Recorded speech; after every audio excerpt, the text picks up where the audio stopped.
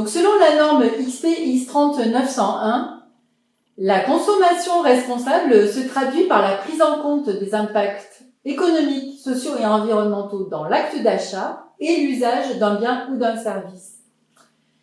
Ce domaine concerne la modification des pratiques de consommation, par exemple, la demande de possibilités de réemploi, de réparabilité, de réutilisation pour le même usage, la gestion des rebuts de production. Il est fondé sur l'efficience de l'information des acheteurs, prescripteurs et utilisateurs, elle-même fondée sur les composantes environnementales et sociales du cycle de vie du produit, au même titre que des informations à caractère économique, le prix, le lieu de production, la qualité, etc.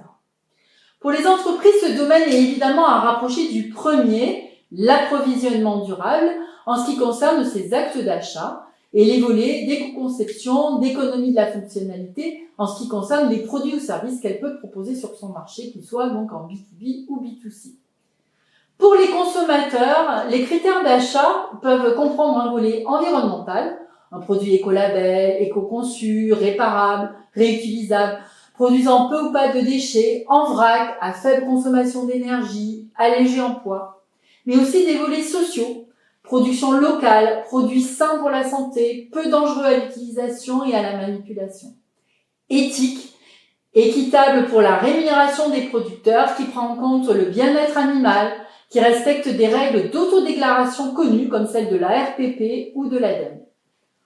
On peut aussi y retrouver les consommations locales en circuit court, de saison, pour rassurer le consommateur sur l'origine des produits et relocaliser des productions de denrées et des activités économiques de transformation ou de distribution. Ces critères sont également des leviers importants dans la commande publique qui représentent environ 10% du PIB. La loi du 10 février 2020 prévoit notamment que l'économie circulaire s'insère dans les achats publics. En effet, à compter du 1er janvier 2021, les services de l'État ainsi que les collectivités territoriales et leurs groupements, lors de leurs achats publics et dès que cela sera possible, doivent réduire la consommation de plastique à usage unique, la production de déchets et privilégier les biens issus du réemploi ou intègrent des matières recyclées en prévoyant des clauses et des critères utiles dans les cahiers des charges. Ce domaine concerne également l'évolution des modes d'achat, les achats d'occasion ou de produits reconditionnés par exemple, ou des modes de consommation comme la consommation collaborative, les achats en commun, l'économie du partage. On peut également évoquer ici l'économie du don qui permet d'augmenter la durée d'usage d'un bien par changement de propriétaire. Cette économie joue un rôle très important dans l'ESS. La consommation responsable recouvre en complément de la démarche d'achat une remise en question de nos façons d'utiliser les biens et les services. En effet, l'utilisation, elle, devra tendre à être plus vertueuse en termes de consommation d'énergie, de ressources naturelles et de production de déchets. À titre d'illustration, par exemple, un produit écolabel comme un détergent est efficace du point de vue de son usage avec un impact environnemental réduit, c'est-à-dire une écotoxicité et biodégradabilité, si on respecte strictement le dosage prévu par le fabricant. Dans la même veine, un shampoing ou un savon liquide écolabel devra bien sûr respecter les dosages, mais il est important de rappeler que la durée de la douche et la température sont déterminantes dans le cycle de vie global du produit et le gain environnemental associé à l'achat est très vite détruit par une surconsommation d'énergie, par exemple à l'utilisation.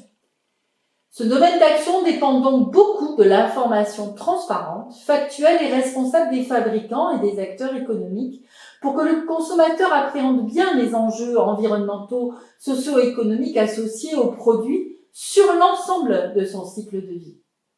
Je finirai ici par le gaspillage alimentaire.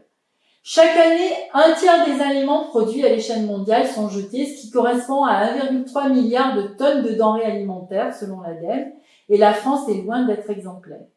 Chaque année, près de 10 millions de tonnes de produits alimentaires sont gaspillés. 32% proviennent de la pêche et de l'agriculture, 21% de la transformation, 14% au niveau du transport et de la distribution et 19% dans les foyers individuels, 14% dans la restauration collective et commerciale. Avec le Pacte national de lutte contre le gaspillage alimentaire de 2013, les pouvoirs publics prévoient de réduire de 50% le gaspillage alimentaire d'ici 2025 en impliquant une variété d'acteurs, agriculteurs, industriels, enseignes de grande distribution et consommateurs. C'est dans cette lignée que s'inscrit la loi relative à la lutte contre le gaspillage alimentaire de février 2016. L'énergie nécessaire pour produire, transformer, conserver, emballer les aliments est considérable et constitue ainsi une source principale d'émissions de gaz à effet de serre. En France, le gaspillage alimentaire produit 15,3 millions de tonnes équivalent CO2, soit 3% de l'ensemble des émissions de l'activité nationale. Dans ce domaine, les freins possibles, c'est le green, social, RSE washing, qui induirait des modes de production et de consommation faussement vertueux. Les choix des consommateurs dans des systèmes de valeurs complexes. Les effets rebonds des produits verts, parce qu'ils sont verts, on les développe et ils induisent des surconsommations de ressources. On peut y citer par exemple l'énergie verte. Ces freins seront levés collectivement par le partage d'informations des différents acteurs publics et privés et également grâce au monde associatif qui conduit régulièrement des actions de sensibilisation auprès de tout type de population.